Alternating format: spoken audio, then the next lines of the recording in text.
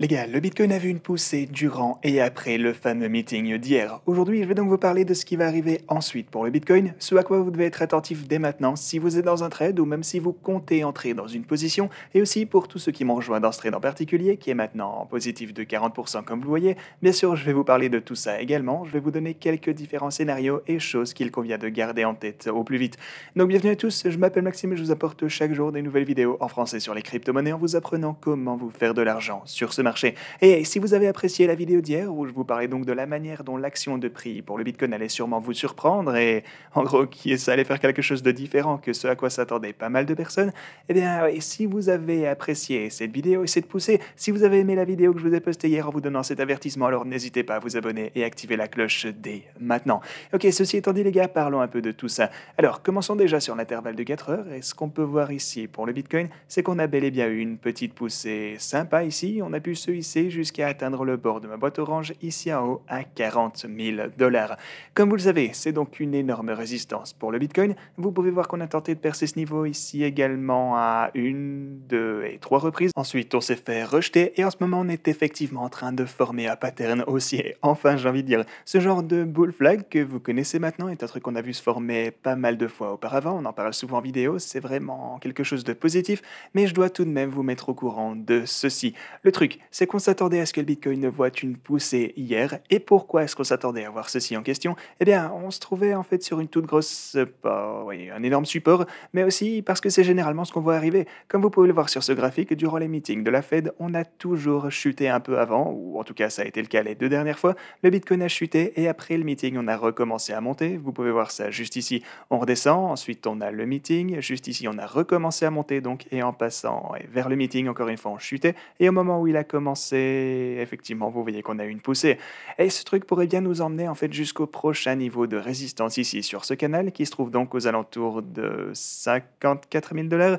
Donc je n'exclus pas cette possibilité malgré le fait qu'on ait toujours des niveaux de résistance super importants à dépasser sur le chemin. Mais ouais, simplement en voyant ces données avec ce qui a pu se passer durant les précédents meetings de la Fed, il est indéniable que le Bitcoin est donc maintenant reparti un peu à la hausse. Ceci avait pu nous donner une idée concernant ce que le marché pensait et pour le taux exact, en fait, on a eu pas mal de choses concernant la Fed. Déjà, ils ont bel et bien augmenté les taux de 0,5%, voilà leur décision, et ils ont aussi annoncé qu'ils envisageaient peut-être de réduire leur possession en obligations de 95 milliards par mois. Mais alors, qu'est-ce que ça veut vraiment dire? Eh ben, en gros, afin de stimuler l'économie durant les 2 dernières années, la Fed a acheté pas mal d'actifs et maintenant ils vont commencer à les vendre, ça on savait déjà, mais ils ont dit éventuellement ici. Du coup, ils ne comptent certainement pas le faire tout de suite de ce qu'on peut en comprendre. Aussi, on peut voir qu'une augmentation de 75 points de base n'est pas quelque chose que le comité prend en considération tant que maintenant. Pas besoin de vous faire un dessin, c'est une super nouvelle pour le marché, mais une chose à laquelle on doit tout de même faire attention, c'est ceci. Oui, on était du bon côté des choses ici, oui, on a vu le Bitcoin monter, et ouais, je pense qu'on avait pas mal de sentiments bearish en fait. Les gens pensaient simplement qu'on allait chuter comme jamais, mais tout de même, on n'est pas sorti de l'auberge, voilà le truc. Et comme je l'anticipais donc avec cette poussée ici en bas, maintenant est un moment où je vais me montrer plus prudent. Parce que comme vous pouvez le voir juste ici, on est en train de s'approcher du bord de ma boîte orange, vous la connaissez, on a déjà vu un peu de rejet de ce côté et on a aussi une énorme résistance ici à 42 200 $. Donc, ce que je veux dire, c'est qu'on peut toujours s'approcher de ce niveau, mais sachez simplement que ceci est une énorme résistance qu'on va avoir du mal à dépasser. C'est sûr qu'on finira bien par y arriver, à un moment on atteindra forcément de bien plus haut prix, mais la question est de savoir si on va pouvoir dépasser ça dès maintenant ou si on va plutôt passer avant un peu par un peu de turbulence aux alentours de ce niveau, peut-être même en essayant un retest de ce niveau une fois encore avant de chuter et enfin remonter pour conclure.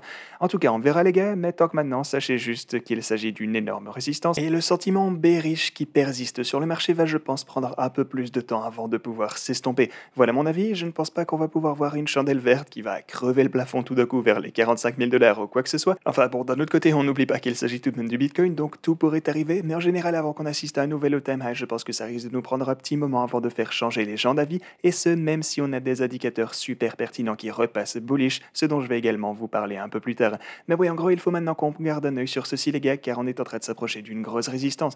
Et tout ça me ramène à mon trade. Alors, pour tous ceux d'entre vous qui seraient entrés dans le même trade, vous êtes maintenant en positif de 40%, ce qui est déjà pas mal du tout. Genre, vous pourriez simplement vous contenter de cette victoire de 40% et vous en aller si vous le souhaitiez. Bien sûr, si vous voyez cela en tant que trade au très court terme, ça pourrait être le moment.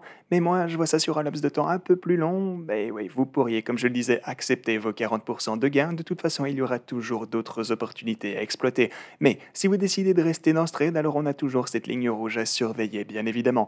Et le truc, c'est que je pourrais bien prendre mon profit sur ce trade, sur ce niveau rouge, alors qu'on s'en approche. Enfin, si on finit par s'en approcher du coup. Bien sûr, je vais également garder tous mes niveaux d'achat ici en bas ouverts au cas où on verrait une autre chute, parce que dans ce cas, je pourrais remplir mes sacs, ça me pose aucun souci. Mais comme je le disais, en tant que trade au court slash moyen terme, lorsqu'on se rapprochera de cette ligne rouge, il est possible que je ne prenne mon profit ici et que je n'attende pour un potentiel retest de ma boîte orange ici en bas à 38 000 $. Je pourrais prendre une nouvelle position et encore une fois me laisser porter à la hausse.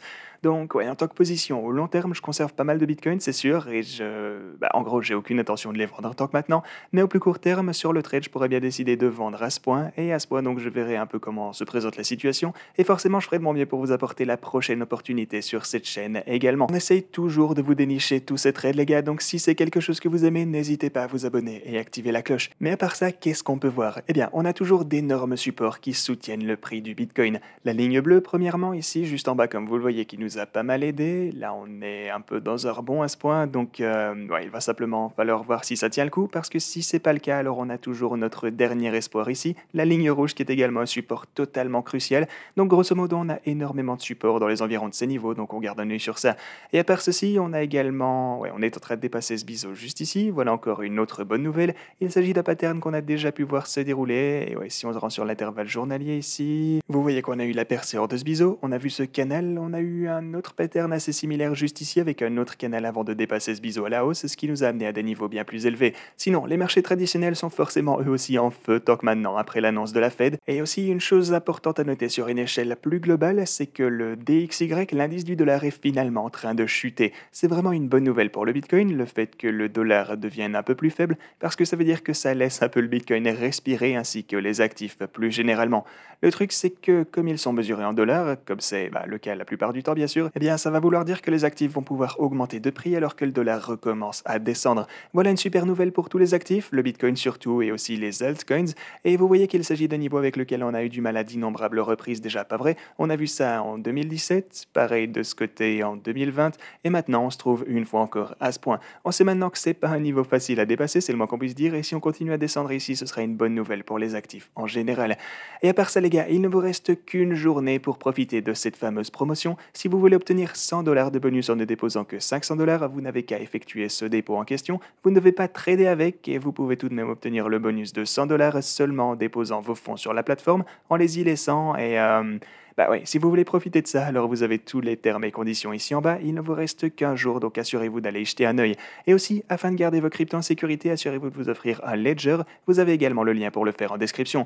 Voilà tout ce que j'avais pour vous aujourd'hui les gars. Merci beaucoup d'avoir regardé et quant à moi, je vous dis à la prochaine.